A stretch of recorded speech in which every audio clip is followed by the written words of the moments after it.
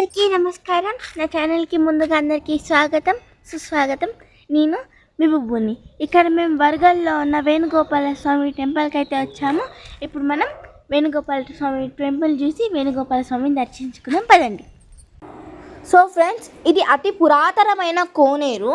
గతంలో స్వామివారికి ఈ కోనేరు నుంచే నీళ్లు తీసుకొని స్వామివారికి అభిషేకం చేసేవాళ్ళంట. సో మనం ఇక్కడ నుంచి ఇది ఎంట్రన్స్. ఇక్కడ నుంచి మనం ఇలా లోపలికి వెళ్తాము. చూశారు కదా గుడి ప్రాంగణం ఎంత అద్భుతంగా ఉందో.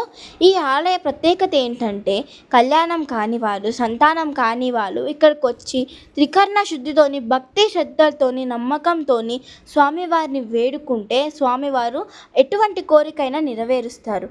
మనం నమ్మకంతో ఆయన నమ్మితే చాలు, మనం పట్టిందల్లా కొంగు బంగారం అవుతుంది. ఇది నేను అబద్ధం చెప్పట్లేదు, మా అనుభవంతో నేను మీకు చెప్తున్నాను. ఇది ఈ ఆలయం 800 సంవత్సరాల నాటి అతి పురాతనమైన ఆలయం.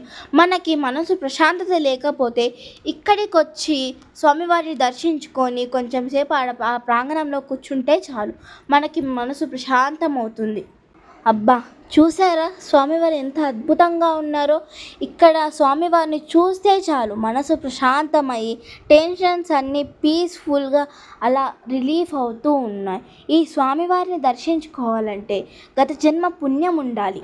ఇక్కడ ఒక మిస్టరీ ఏంటంటే, మనకి బయట ఎంత వేడిగా ఎంత ఎండగా ఉన్నా స్వామివారి ముందలికి వస్తే చాలు ఎంతో చల్లగా ఎంతో ప్రశాంతంగా ఉంటుంది.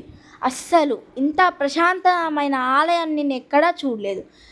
ఈ వేణుగోపాల స్వామిని దర్శించుకోగానే నాకు మనసు చాలా ప్రశాంతం అనిపించింది. ఈ గుడి ప్రాంగణం చూసారా ఎంత బాగుంది. అసలు ఇది ఎవరు కట్టారో తెలీదు, కానీ అసలు ఇంత అద్భుతంగా ఉంది, దీన్ని మాటలలో చెప్పలేను. నా వీడియో కనుక మీకు నచ్చినట్టయితే నా ఛానల్కి ప్లీజ్ లైక్ చేయండి, షేర్ చేయండి అండ్ సబ్స్క్రైబ్ చేయడం మాత్రం అస్సలు మర్చిపోవద్దు. ఈ వీడియో మీకు ఎలా అనిపించిందో నాకు కామెంట్స్లో చెప్పండి.